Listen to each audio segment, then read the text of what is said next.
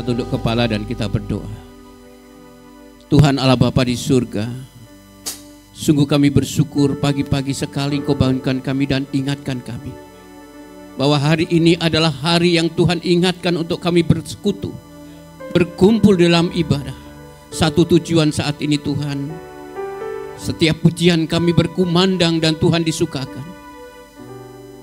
Setiap doa-doa kami yang berseru atas kuasa-Mu Tuhan, Engkau hadir dan mendengar, menjawabnya. Dan firman Tuhan yang menjadi dasar dalam ibadah kami, kiranya ada kuasa Tuhan dan urapan-Mu Tuhan. Kuasa Roh Kudus boleh menerjemahkan di saat hamba-Mu yang terbatas ini tidak seutuhnya dalam penyampaian, namun Roh Kudus-Mu akan mengingat sampai kami keluar dari tempat ini dan kami menjalani hidup-hidup hari-hari kami dalam tuntunan kuasa-Mu. Oleh sebab itu Tuhan, kami percaya ini kami anak-anak-Mu, siap jamahan urapan dari kuasa firman-Mu. Berfirmanlah ya Bapa, kami anak-anak-Mu siap mendengarnya. Haleluya, katakan amin. Silakan duduk jemaat Tuhan. Dan puji Tuhan ada kesempatan yang kesekian untuk saya boleh bersama-sama tentunya dalam penyampaian firman Tuhan hari ini. Memang hari ini saya memberikan satu tema yang sebetulnya ini cocoknya pada waktu COVID kemarin. Ya, tentang hari depan ada harapan, kemudian Tuhan akan memberikan waktu lebih indah. Dan pada saat ini kita percaya apa yang menjadi dasar firman Tuhan hari ini akan membentangkan kehidupan kita. Ada waktunya Tuhan akan memberkati kita. Maka tema hari ini adalah satu landscape kehidupan, adalah hidup yang dimulai sejak kita lahir. Pada saat hari ini, detik ini, orang Kristen harus mengatakan semua oleh karena anugerah Tuhan. Amin. Semua oleh karena Tuhan, tidak ada. Orang Kristen ketika menghadapi pergumulan dan dia berhasil mengatasinya bukan oleh karena kekuatan kita, tetapi katakan Tuhan. Dan hari ini firman Tuhan saya ambil dari Pengkhotbah pasal 3 ayat 1 sampai 15, tapi nanti saya akan bacakan ayat 11 saja sampai yang ke-15. Saudara, bicara soal landscape adalah bicara soal bentangan, hamparan alam yang membentuk pemandangan yang indah. Di dalamnya ada gunung, ada gurun, ada lembah, ada sungai, ada air dan sawah dan sebagainya. Kalau kita hanya potret kepada satu bentuk yang kita lihat, maka wujudnya saudara bisa fokuskan kepada gunungnya saja. Tetapi kita bicara soal landscape adalah bicara soal luasnya, arahan kehidupan. Bicara soal landscape kehidupan tentunya perspektifnya adalah bentangan saat kita lahir, kemudian sampai pada hari ini, dan kehidupan kita dapat dilihat secara utuh, yang harus menjadi dasar dari masa ke masa kehidupan kita. Sejak lahir, kita hari ini bukan karena kita kuat, tapi karena Tuhan yang rindu dan kita ada hari ini. Amin.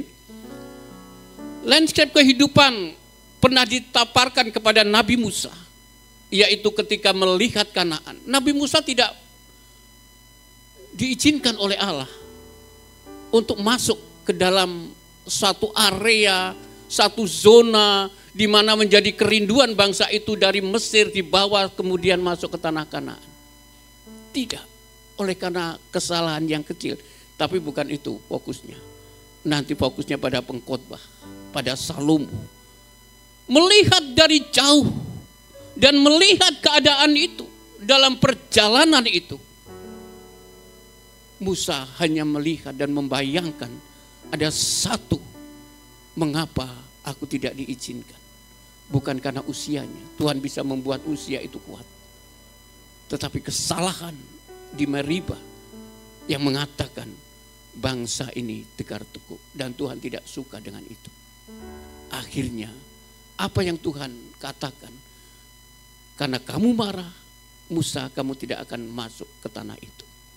Tetapi suatu saat di dalam Ulangan 32 ayat 52 itu, Musa dibawa ke Gunung Nebo dan melihat dari kejauhan satu landscape, satu pemandangan di bawahnya yang akan ditempatkan bangsa pilihan Allah. Saudara yang dikasihi Tuhan, mari kita belajar pada hari ini tentang perubahan gereja masa kini. Kita adalah gereja. Ada kerinduan sesuatu yang baik tentunya di dalamnya. Tapi hari ini sesungguhnya setiap langkah demi langkah kehidupan kita yang kita alami dengan pergumulan demi pergumulan kehidupan kita, rintangan demi rintangan yang kita jalani hari ini, sebetulnya kita harus jadikan itu sebagai pembelajaran, sebagai sekolah kehidupan. Dan setiap rintangan, setiap pergumulan, persoalan hidup kita,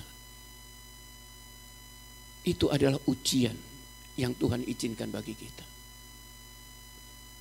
Keadaan gereja hari ini, ada yang sedang mempromosikan di YouTube untuk kembali membawa Alkitab.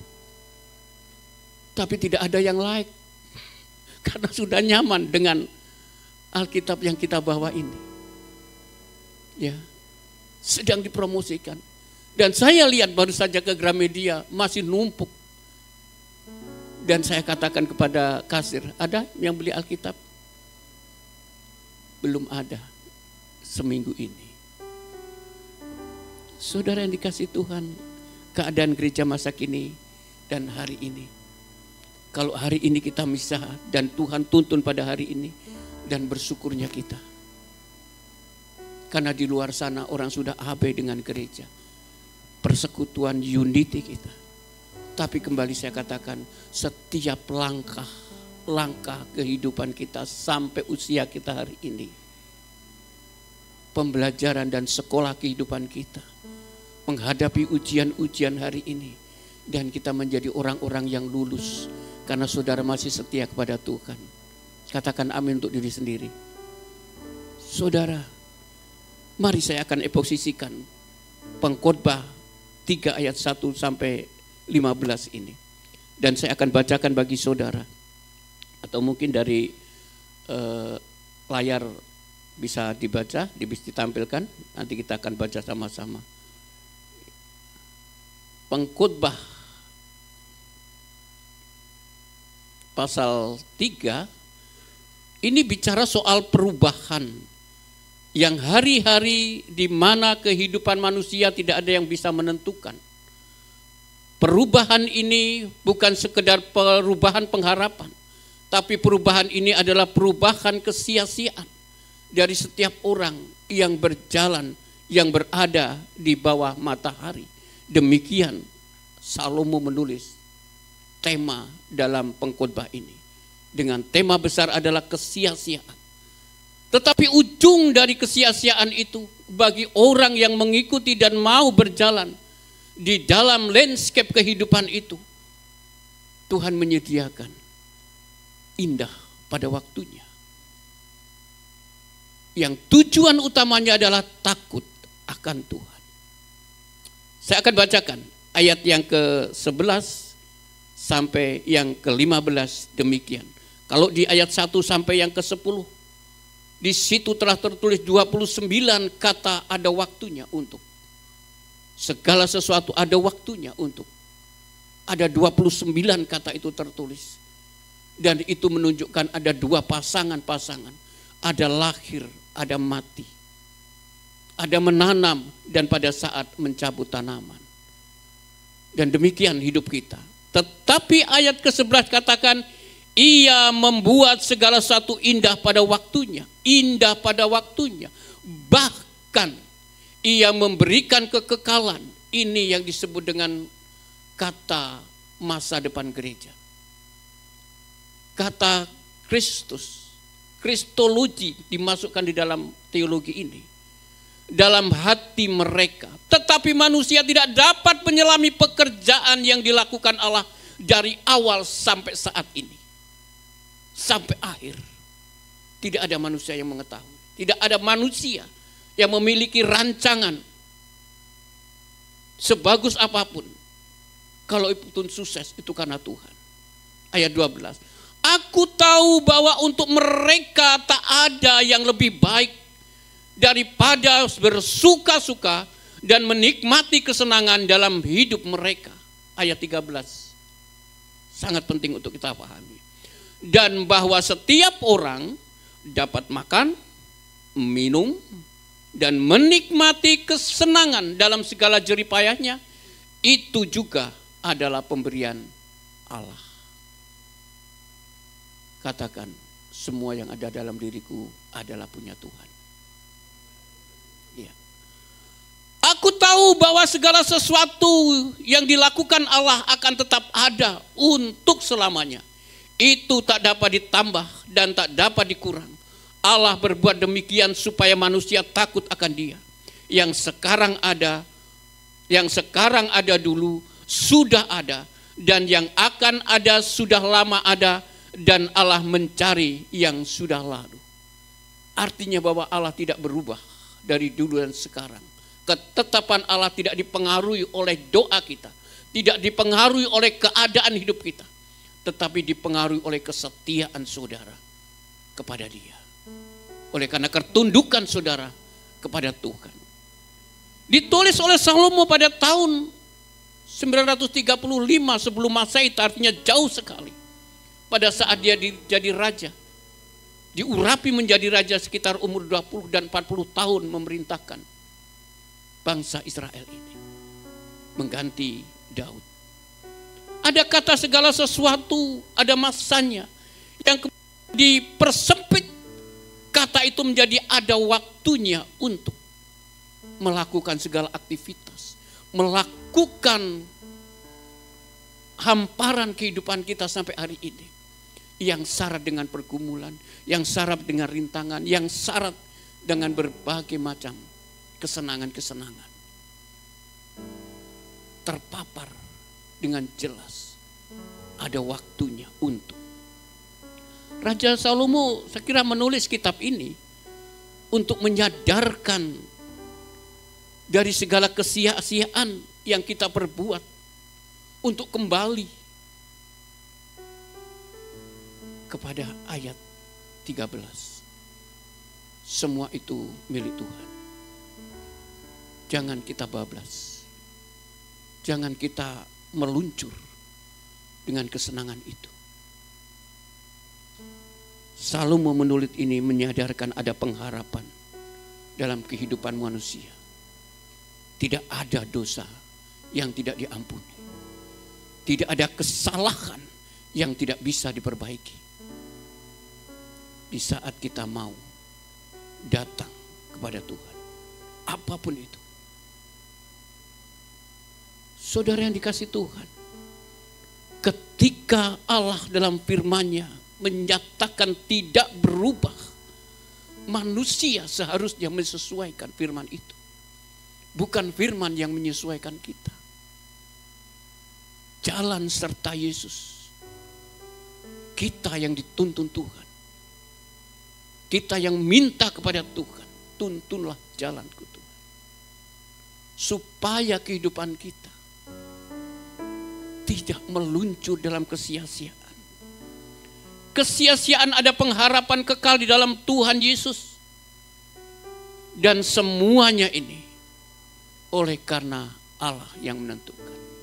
Saudara, saya punya satu bagian hal ini ketika masa COVID yang lalu. Saya kira ini adalah firman favorit saya. Ketika saya disuruh khotbah dalam online, kemudian dalam Zoom, kemudian saya diundang, saya khotbah di Lampung, kemudian saya suruh siapkan dari Jakarta, itu saya tidak bisa, saya tolak. Karena saya tidak punya alat waktu itu. Saya tidak punya alat untuk live dalam khotbah. Saudara, betapa ngeri ketika kata sia-sia itu tidak mendapat pemahaman, tidak membahat kesadaran, tidak mendapat arahan, tidak mendapat bimbingan, sehingga kita akan meluncur. Tidak sadar sebetulnya kita sedang dalam perjalanan dalam kematian itu. Maka katakan, ia membuat segala sesuatu indah pada waktunya. Bahkan, katanya ini jaminan, kata bahkan itu penyediaan Allah. Ia memberikan kekekalan dalam hati mereka. Maka ini yang saya katakan juga, tidak ada sesuatu dosa yang tidak diampuni oleh Tuhan. Tidak ada suatu kesalahan besar sekalipun yang tidak diberikan kebenaran untuk kembali kepada Tuhan. Saudara yang kasih Tuhan, Raja Salomo dalam pengkhotbah ini, dari akhir kata yang ditulis dalam kitab ini yang terdiri dari 12 pasal ini, dia menulis dengan pesan terakhirnya. Akhir kata dari segala yang didengar ialah, takutlah akan Allah dan berpeganglah pada perintah-perintahnya, karena kewajiban setiap orang. Hikmat Salomo. Di pasal yang ke-12, akhir dari kitab ini yang dikatakan kesia-siaan dari setiap perbuatan manusia, dia menutupnya untuk takut dan kembali kepada Tuhan. Saudara mungkin hari ini memandang satu kehidupan, apa yang ditulis, manusia hanya mencari kesenangan-kesenangan, ya iya. Tapi ingat saudara, Tuhan tidak pernah diam untuk melihat. Di saat kau mengabaikan Tuhan, Tuhan saat tetap memperhatikan kita. Di saat engkau akan lari, Tuhan memandang kita. Ini, mari kita selaraskan rancangan kehidupan kita dengan rancangan Tuhan. Karena rancangan kita bukanlah rancangan Allah. Atau rancanganku bukanlah rancanganmu. Yesaya 55 ayat 8 itu. Bahwa segala sesuatu, jalan-jalan yang kita lalui bukanlah jalan Tuhan. Tapi di saat orang mau setia dan mau mengikuti jalan Tuhan dan dalam tuntunan tangan Tuhan, Tuhan dan kita akan berjalan selaras, seirama. Di saat engkau sedih, saya kira Tuhan akan sedih, sehingga Tuhan akan memberikan penghiburan. Saya mendapat laporan dari berbagai daerah tentang gereja. Saya tidak katakan siapa yang salah kalau gereja begini. Ya, lanjutkan Bang. Siapa yang salah? Gereja yang pada saat di dalam kesepian. Dalam laporan, saya sebagai ketua PGLI, tentunya ada laporan-laporan secara nasional yang diupload di dalam satu bentuk persoalan-persoalan gereja. Saya tidak sebutkan gereja, tetapi ada gereja yang saat ini sedang kesepian seperti ini, yang hanya didatangi. Saya berkata kepada pelayanan, kepada gereja, saya katakan ada berapa pemuda sebetulnya? 98 Pak tercatat. Tapi ketika saya datang dan melayani, hanya 8 orang yang hadir. Anak-anak muda. Saya tidak katakan dengan yang lain siapa yang salah atau bagaimana keadaan gereja hari ini ketika menghadapi persoalan ini. Senyapnya gereja. Dan saya bersyukur di MDC ini ada orang-orang yang setia untuk mendengar firman Tuhan, untuk melihat pujian. Dibuat singkat sekali ini MDC dalam, ada gereja yang 2,5 jam itu baru liturginya saja. Loh iya loh, ada gereja. Bapak di sana mungkin setengah itu langsung keluar. Tapi di sini saya kira ini gereja saya tak kira sudah singkat, paling singkat, ternyata di sini lebih singkat. Supaya apa? Yang paling penting dalam kehidupan kita persekutuan dengan Tuhan, menemukan perjumpaan dengan Tuhan, amin. Dalam ibadah itu, kualitas dalam persekutuan ibadah. Di sini tempatnya saudara. Penuhi gereja ini. Dilihat dari gereja yang tidak kesepian. Didukung dengan pendoa-pendoa yang setia. Dengan orang-orang yang mensupport dan mendukung. Saya kemarin kesempatan yang lalu katakan, Pastor Grace, Pastor David, itu adalah panggilan khusus Tuhan yang berikan kepada beliau. Tetapi beliau tidak bisa berjalan sendiri tanpa ada pelayan-pelayan yang mendukung. Ada Harun-Harun lain yang mensupport Musa. Di saat keluh tidak bicara, ada yang bicara, saudara. Di saat ini sedang lemah, ada yang mengisi, memberikan kekuatan. Saudara, ayo. Gereja tidak boleh kesepian. Gereja harus diisi dengan kemuliaan Tuhan, dengan sorak-sorai untuk mengagungkan nama Tuhan. Perjalanan kehidupan seorang tidak sama, tetapi semua orang dituntut sama, yaitu untuk melakukan tanggung jawabnya sebagai anak-anak Tuhan. Saudara bisa berbeda pergumulan saya dengan saudara, tetapi satu hal yang paling penting, kita dituntut sama, tanggung jawab menjadi anak Tuhan untuk memuliakan Tuhan dan ikut dan merasakan lawatan Tuhan dalam hidup kita. Itu tanggung jawab. Bagaimana kita bisa mempunyai tanggung jawab itu dan bagaimana aplikasi dari tanggung jawab itu? Dimulai dari diri kita sendiri, kesetiaan kita. Dan tanggung jawab itu bagaimana kita bisa mengelola untuk mengembangkan kepercayaan yang Tuhan berikan bagi kita. Sehingga tidak ada kesempatan bagi kita untuk tidak memuliakan Tuhan dalam hidup-hidup kita hari-hari. Entah saudara dalam perjalanan, pujikan, naik motor ya nyanyikan lagu itu. Dan ingat firman Tuhan. Pengkhotbah dalam landscape kehidupan kita terbentang. Kalau kita tidak mengenal Tuhan, semuanya adalah sia-sia di bawah matahari ini. Tetapi bagi orang yang takut akan Tuhan, ada kata yang indah. Ia akan membuat segala sesuatu indah pada waktunya. Pelangi harus latar belakangnya supaya jelas dengan awan. Jangan menyingkirkan awannya. Karena awan itu akan melekat dalam keindahan itu. Tidak ada seorang yang berhasil dan sukses menjadi kehidupan yang benar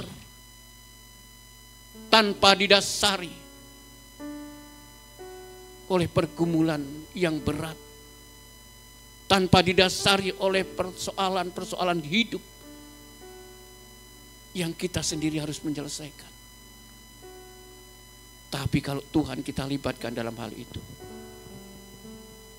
meskipun latar belakangnya awan, tapi orang melihat kita adalah pelangi-pelangi yang indah. Amin. Orang harus dilihat dari pelanginya. Sehebat apapun menjadi Kristen, kalau hanya bicara tetapi tidak dirasakan buahnya, itu hanya Kristen. Gambaran kekristenan dikatakan Rick Warren dalam satu buku, Hidup dalam Kebenaran Tuhan.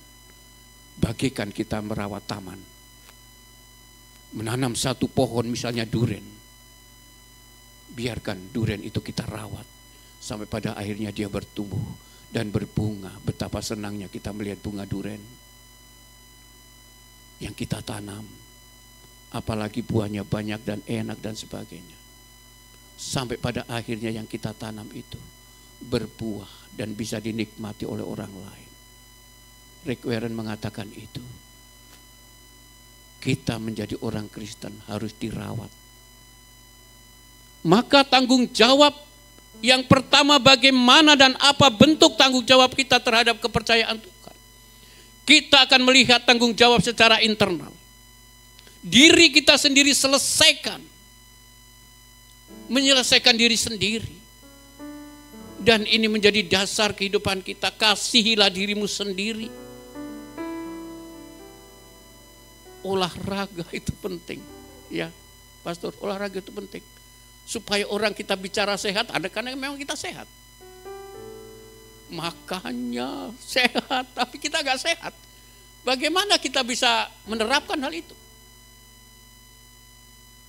Saudara, selesai dengan diri sendiri. Urusi dengan baik diri kita sendiri. Supaya ketika kita mau bicara kepada orang lain, apa yang menjadi pergumulan dia, kita bisa menjawabnya. Pola hidup sehat, olahraga, rawat emosional kita, mental kita. Salah satu bentuk tanggung jawab internal sebagai anak-anak Tuhan. Supaya landscape kehidupan kita jelas diperhatikan orang. Orang ini bisa memanajemen dirinya sendiri dengan baik. Orang ini bisa menjadi teladan dan inspirasi bagi orang lain. Ketika dia bicara tentang ini, memang dia sudah merasakan dan melakukan hal itu. Ketika ia mengatakan pergumulan, dia sudah mengalami lebih jauh pergumulan yang berat. Dan bisa mengatasi pergumulan itu. Karena dia membangun kerohaniannya dengan baik. Setia di dalam pertemuan-pertemuan. Tidak menjauhkan diri dalam pertemuan-pertemuan. Ibrani menulis ini bukan tanpa alasan. Janganlah engkau menjauhkan dari pertemuan-pertemuan ibadah seperti yang dibiasakan orang. Saudara yang dikasihi Tuhan, ayo tanggung jawab internal ini menjadi satu pokok utama supaya kita menjadi anak Tuhan dan kita diberkati Tuhan, bisa juga memberkati orang, baik dalam perkataan kita, dalam fisik kita. Ya, saudara, saya sedang membimbing seorang anak masih muda, anak muda, keluarga muda, yang di dalam WA-nya selalu mengatakan, aku sudah tidak kuat. Pak Pendeta, aku rasanya hari ini mau pergi saja. Ini kesaksian sedikit ya, untuk keluarga yang masih muda, anaknya 2 dan dia hamil. Lah kok kepikiran mau pergi karena suaminya begini, suaminya begitu, saudara. Saya sebagai mentor dan pendamping kerohaniannya hanya berkata satu saat, kalau kamu mau pergi mau kemana nak? Ini yang perempuan yang ngajak, yang pengen pergi. Suaminya memang pendiam, tapi gigih dalam bekerja. Mau kemana kamu nak? Dengan kandunganmu yang seperti itu. Kamu sudah Kristen, saya bilang. Kamu sudah menjadi anak Tuhan, mau kemana? Lalu apa yang menjadi tujuanmu kamu pergi? Kira-kira dapat apa? Akhirnya dia menangis. Dan dia pada saat ini masih mau WA saya dengan hal yang sama. Benar-benar kami tidak kuat. Saya hanya bisa berdoa dan tidak berkata itu. Saya mungkin keluh untuk berkata seperti itu lagi. Sama dengan pendeta-pendeta lain. Ketika menghadapi hal itu, sudah dikatakan tetapi orang itu belum mengerti. Kami hanya berdoa. Tuntunan Roh Kudus mampu melakukan itu. Di saat saudara mengalami hal-hal yang sulit sekalipun, mungkin tidak ada orang yang abai kepada saudara. Tapi ketika saudara mau tunduk dan kepada otoritas Tuhan, Tuhan punya jawaban.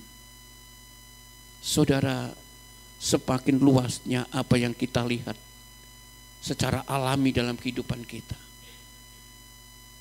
Mungkin hari ini kita akan menjadi orang-orang yang sia-sia tanpa kita takut akan Tuhan. Kalau kita tidak takut akan Tuhan. Oleh karena gengsi kita, keinginan kita, kesempatan itu ada untuk kita melakukan kesia-siaan. Berbuat yang sia-sia. Yang tidak ada sisi kerohaniannya sama sekali. Saudara, kesempatan itu bagi saya adalah berkat. Karena tidak semua orang memiliki kesempatan. Orang pintar-pintar banyak, orang hebat-hebat banyak. Tapi kesempatan itu datang kepada kita. Ya bersyukurlah karena kesempatan itu adalah mukjizat dalam diri kita. Kalau kita dipercaya, itu yang dikatakan indah pada waktunya. Dari segala apa yang tidak mungkin bagi kita, tetapi Tuhan sediakan kesempatan itu. Saudara yang dikasihi Tuhan, takut akan Tuhan adalah permulaan pengetahuan Tetapi orang bodoh menghina hikmat dan didikan. Kita bukan orang-orang bagian ini. Kita adalah bagian orang yang takut akan Tuhan. Maka saya kepada pemusik saya melatih pemusik itu hanya main keyboard itu hampir setengah bulan dan dia bisa main dalam ibadah. Tapi dia bisa mengembangkan diri. Saking pinternya, dia tidak ke gereja lagi dan tidak main musik lagi, main organ tunggal. Maka saya bilang sama gereja-gereja, gak usah pinter-pinter saya main musik. Yang pintar menaik tulusan hati memuliakan Tuhan gitu. Gak usah pinter-pinter. Organ tunggal mainnya hari apa? Minggu. Saya minta tolong Lang, main musik ya Lang hari ini. Aduh Pak saya ada gini. Ternyata dia main organ tunggal. Saudara gak usah pinter-pinter. Gak usah terlalu hebat-hebat. Cukup untuk memuliakan Tuhan dan menyenangkan Tuhan. Dan setia kepadanya. Itu yang saya katakan tanggung jawab secara internal dibangun dulu. Bangun sampai engkau klik dengan Tuhan dan selaras dengan firman itu. Engkau tidak pandai sekalipun, engkau dipakai Tuhan. Kesempatan selalu disediakan untuk kalian. Saudara, belum lagi secara internal, secara gereja, MDC. Program-program sudah jelas. Kalau bicara MDC, bicara keluarga. Apa di dalam keluarga itu? Ada kesatuan, ada keharmonisan. Dari mana? Dari internal kita bisa terbangun itu. Kalau bicara soal pendeta dalam kumpulan, MDC tidak merokok, tidak mabuk. Itu nilai. Karena ada gereja ketika keluar dari situ. Bukan jemaatnya saja, jemaat biasa, mau apa. Tapi pendetanya kumpul, minum dan sebagainya. Saya bukan sedang nilai, tetapi saya melihat nyata. Bicara MDC, bicara hamba-hamba Tuhan.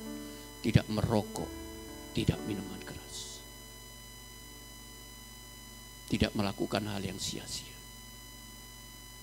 Karena itu menjadi teladan. Bicara tentang kebersamaan. Bicara tentang sukacita. Kalau satu tidak setuju, rusaklah sukacita itu. Bicara MDC, bicara masa depan gereja.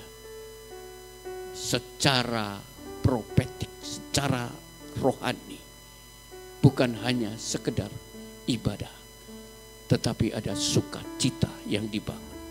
Untuk memuliakan Tuhan. Amin. Ya. Jadi saudara, setiap kehidupan Tuhan yang percayakan kepada kita yang disebut dengan talenta atau talent. Supaya kita mampu mengerjakan dengan segera, ini harus dipaksa tanggung jawab ini. Tidak boleh menanti, dipaksa oleh diri kita sendiri. Kita harus memaksa diri untuk selaras dengan Tuhan. Bukan nanti kalau umurku sudah sekian, nanti kalau aku sudah punya ini. Bukan, tidak saudara. Ini didasari untuk hidup dalam kekuatan bersama Tuhan. Atur diri kita, selesai dengan diri sendiri. Kalau saudara sedang emosional, saudara sudah selesai, tidak akan lagi. Kalau saudara dihina, saudara dibully, saudara sedang dibicarakan dan difitnah, biarkan orang yang memfitnah. Tapi bukan kita yang memfitnah. Saudara, mari bangun tanggung jawab internal supaya landscape kehidupan kita terpelihara. Kasihilah dirimu sendiri supaya engkau bisa mengasihi sesama manusia.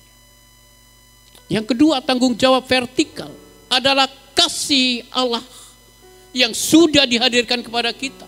Bagaimana kita merespon mengasihi Allah dengan segenap hati, dengan segenap jiwa, akal budi. Matius 22 ayat 37 menjadi dasar inti hukum kasih yang tidak bisa dibantah oleh siapapun. Tidak bisa dibantah. Landscape kehidupan ini sebagai suatu bentuk totalitas kita sebagai orang percaya. Dan kita harus mengerjakan secara holistik, secara menyeluruh. Tidak ada yang tercecer ketika kita dipercaya kepada otoritas Tuhan. Kita masih ingat ada 3 orang yang dipanggil sama pengusaha, diberikan 1 talenta, 3 talenta, dan 5 talenta. Tidak ada yang separuh. Hanya yang 1 merasa kecil, dia pendam dan kubur, tidak dikembangkan. Tetapi yang 3 dikembangkan menjadi 6. Yang 2 dikembangkan jadi 4. Yang 5 dikembangkan jadi 10. 100%. Apa yang kita percayakan pada Tuhan harus dikembangkan. Secara rohani kita. 100%. Saudara, selaras dengan firman, Tuhan mengenal talenta dan mempercayakan itu kepada kita untuk kita kembangkan. Yang bisa nyanyi, ya nyanyilah baik-baik. Yang bisa main musik, bermainlah sebaik-baiknya untuk Tuhan. Yang bisa dagang, ya daganglah baik-baik. Tuhan sangat senang kepada orang kaya. Jika orang kaya itu melakukan seturut dengan kehendak. Semua itu pemberian Tuhan, kata ayat 13 dari Pengkhotbah 3 itu. Nah, saudara, semua orang sehat, kaya, banyak keinginan. Tapi orang sakit, berapa keinginan? 1. Apa keinginannya? Sembuh. Iya saudara, lanjutkan Bang. Supaya agak cepat. Ya, ini. Tuhan sudah berkorban dengan kasih-Nya. Dia tertikam oleh karena pemberontakan kita. Diremukkan oleh karena kejahatan kita. Dia mati tersalib menebus dosa kita. Kasih bukan berasal dari kita. Kasih oleh karena Tuhan yang mendahului. Kalau kita diperintahkan kasihilah Tuhan Allahmu dengan segenap hatimu. Itu karena Tuhan ingin dan rindu. Ada respon. Totalitas kita dalam mengiring dan mengikut Tuhan. Saya juga tidak tahu mengapa ada jam harganya miliaran. Maka ada yang beli. Orang udah dibuat, pasti ada yang beli.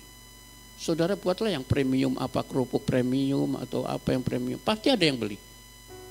Entah pun cuma mereknya doang. Saya juga heran. Mengapa ada baju yang sampai miliaran. Padahal cuma baju dipakai, cuma jam dipakai. Kalau Tuhan percayakan kepada kita, jaga nama baik kita, jaga nama baik gereja kita, jaga nama baik keluarga kita. Tidak ada kata lain selain menjaga nama baik kita. Apalagi namamu ada di Alkitab. Apalagi namamu diharapkan kepada orang tuamu untuk lebih baik dari yang lain. Jaga. Kita sudah ada nama masing-masing. Kita punya keluarga masing-masing. Kita punya persekutuan masing-masing. Kita punya lingkungan komunitas lain. Jaga semua itu. Jangan namanya Alkitab. Tapi saudara tidak menjadi saksian. Yang kena bukan mereka. Bukan diri sendiri. Tapi semua orang. Jaga baik-baik nama itu. Orang sehat, kaya, saya katakan banyak keinginan. Besok kemana ya kita ya? Besok ke negara ini sudah. Ke negara mana kita ya besok ya? Ke Australia yuk. Kita ke Jepang yuk. Kita ke mana? Ke Cina yuk. Kita ke Venezuela yuk. Ada. Karena dia punya. Tidak masalah, Tuhan suka. Tidak masalah. Saudara mau kemana, saya mau kemana, tidak masalah. Tapi kembali ditarik dalam lemkes kehidupan kita. Kita sudah melakukan perkara untuk Tuhan. Kita sudah melakukan apa yang Tuhan mau. Kita sudah melakukan apa yang ada dari diri kita untuk Tuhan. Kita sudah. Lakukanlah. Tuhan sangat senang dengan kita kaya. Tidak mungkin Tuhan tidak senang. Tuhan justru menuntut kita untuk menjadi orang berprestasi. Anak-anak muda yang sekolah, jangan putus. Anak-anak yang sedang kuliah, prestasikan. Minat bakatmu dan semuanya di situ.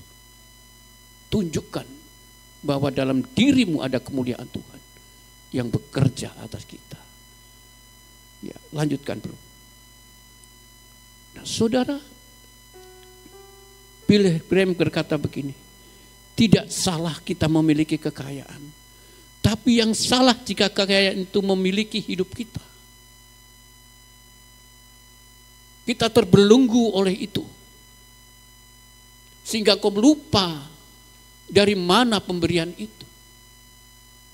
Bill Graham mengatakan hal ini sebagai suatu bentuk dalam kehidupan orang percaya supaya dibentengi hidupnya dari kesia-siaan itu. Tidak salah. Maka dia katakan tidak salah kita memiliki kekayaan sekaya-kayanya. Tetapi yang salah jika kita dimiliki oleh kekayaan itu. Sehingga tidak ada waktu kita mau kemana. Sehingga tidak ada lagi hari-hari kita untuk menjadikan kualitas dalam keluarga kita, dalam persekutuan kita, karena kekayaan itu. Saudara, mari posisikan Tuhan secara totalitas dalam hidup kita untuk kita dibangun hari ini. Lanjutkan. Yang ketiga, tanggung jawab horizontal. Ini berkaitan dengan diri kita sendiri. Orang akan melihat dan kita akan mengerti sesama kita manusia mendapat berkat dari hidup kita oleh karena kita selesai atas diri kita sendiri. Kita sudah meminus tanggung jawab kita. Landscape sosial artinya bisa menerima orang lain dalam lingkungan kehidupan kita. Kesempatan bersaksi bagi kemuliaan Tuhan. Kesempatan untuk bersaksi bagi kemuliaan Tuhan. Saudara, bunga teratai itu hidup di lumpur. Kalau tidak ada lumpur dia tidak hidup. Tetapi saya pernah melihat bunga yang sangat indah warnanya, terkadang variannya banyak. Dan saya melihat tidak ada satupun helai dari itu terkena lumpur. Karena Tuhan memberikan pelicin di dalam kelopak-kelopak bunga itu. Ketika air itu menyentuh dia, hilang. Kita digambarkan oleh Tuhan seperti itu di dunia ini. Meskipun kita hidup di dalam hal-hal yang tidak baik, tetapi kecemerlangan diri kita dilindungi oleh Tuhan. Dengan arti bahwa kita harus takut kepada Tuhan dan setia kepada Tuhan. Di situ saudara, saya ingin menyatakan kepada saudara, jangan sampai kita kehilangan hidup kekal. Lanjutkan Bang. Kita harus berani pada hari ini memaksa diri supaya hidup kekal itu menjadi inti, menjadi fokus, menjadi dasar kehidupan kita. Kesia-siaan yang kita tidak tahu kapan perubahan hidup kita, ada lahir, ada mati, menjahit dan menyobek dan sebuah katakan dari pengkhotbah itu. Tapi hari ini kita jangan melupakan hidup kekal di dalam Tuhan Yesus. Ini yang saya katakan gambaran, jangan kehilangan hidup kekal. Landscape kehidupan kita, mari kita jalani. Sementara kita menghadapi lembah, gurun, bahkan ada kenyamanan. Kita jadikan kembali, saya katakan, jadikan sekolah kehidupan untuk keabadian. Mengingat Tuhan yang kekal, Tuhan yang berkuasa itu. Untuk mendorong kita, memberkati kita. Sampai pada akhirnya kita menjadi orang yang berkenan kepada Tuhan. Kesimpulannya, ya sudah senang saudara, sudah mulai cerah, Kalau saya ngomong kesimpulan ini rumus kan sudah terakhir ini. Padahal masih setengah jam lagi. Saudara, tapi berubah begitu saya kesimpulannya. Ya. Saudara, kesimpulannya kita memilih. Setiap orang diberikan pergumulan yang berbeda. Tetapi soal tanggung jawab menjadi orang percaya, menjadi orang yang dikenal Tuhan, orang yang rindu diberkati Tuhan. Tanggung jawab itu sama. Nama Tuhan dimuliakan. Amin. Nama Tuhan dimuliakan. Maka mari benahi tanggung jawab internal kita. Saya sampai kepada mahasiswa begitu, kalau kamu dibunuh sekalipun biarkan. Asal jangan engkau yang membunuh. Wih, sadis ini Pak Pendeta kata. Iya. Tidak. Karena firman Tuhan berkata, jangan membunuh. Kalau engkau dihina, biarkan engkau dihina. Engkau tidak akan marah. Karena engkau selesai atas dirimu sendiri. Mungkin di dalam gereja begitu. Ada orang yang tidak suka kita abaikan. Tujuan kita hari ini bukan kepada orang lain. Kita datang hari ini bukan untuk orang lain. Pribadi kita kepada Tuhan. Tanggung jawab yang kedua dari landscape kehidupan kita. Supaya kita menerima waktu indah daripada Tuhan. Kerjakan tanggung jawab yang kedua adalah tanggung jawab vertikal kita kepada Tuhan. Terfokus kepada Tuhan. Dan pada akhirnya tanggung jawab horizontal. Kita diberikan waktu, kesempatan oleh Tuhan untuk menjadi saksi dalam kemuliaan Tuhan di dalam hidup kita. Dalam hidup kita. Saudara, anak-anak kita, suami kita, istri kita. Kalau hari ini saudara tidak harus melayani tempat ini, layanilah dalam keluargamu. Bicara soal persekutuan.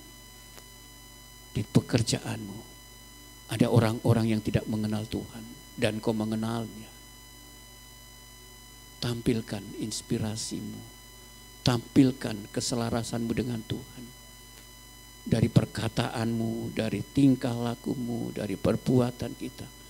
Tercermin kemuliaan Tuhan dalam wajah kita, dalam hidup kita. Tanggung jawab horizontal akan menuju pada kekekalan. Kalau saya katakan kepada saudara, mujizat apa yang paling penting dari saudara? Jangan menginginkan yang lain, jangan rindu yang lain. Kalau hari ini saudara mendapat pertolongan Tuhan, bukan kali ini saja. Berkali-kali, berulang-ulang pergumulan itu Tuhan selesaikan dalam hidup kita. Jangan lupakan itu. Ada orang-orang yang mendukung itu.